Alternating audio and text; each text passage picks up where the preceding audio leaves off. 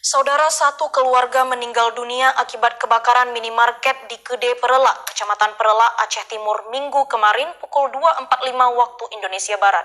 Berikut laporan selengkapnya. Kebakaran satu unit ruko di Gede Perela, Aceh Timur, yang juga pemiliknya bersama keluarga tinggal di ruko tersebut, habis terbakar. Kasus kebakaran yang sangat menyedihkan ini terjadi pukul 2:45 waktu Indonesia Barat, Minggu lalu. Pemilik ruko yang meninggal terdiri dari suami dan istri, serta seorang anak laki-laki mereka. Ketiganya yakni Zulfikar 31, Meli Mastura 23, dan Mulkam El Azhar 1,5 tahun. Keluarga yang menjadi korban ini merupakan warga Gampung Lege, Kecamatan Perla, Aceh Timur.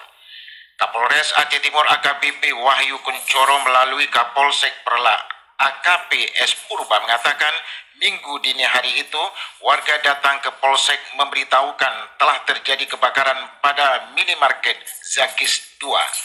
Setelah mendapatkan informasi itu, sejumlah petugas Polsek terjun ke TKP.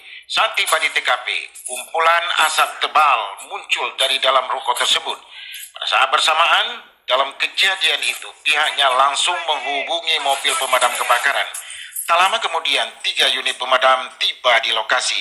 Karena berada di sisi jalan nasional, petugas pun dengan sigap mengatur kelancaran lalu lintas dan mengamankan lokasi kebakaran. Dari Aceh Timur, Said Maulana, TVRI melaporkan.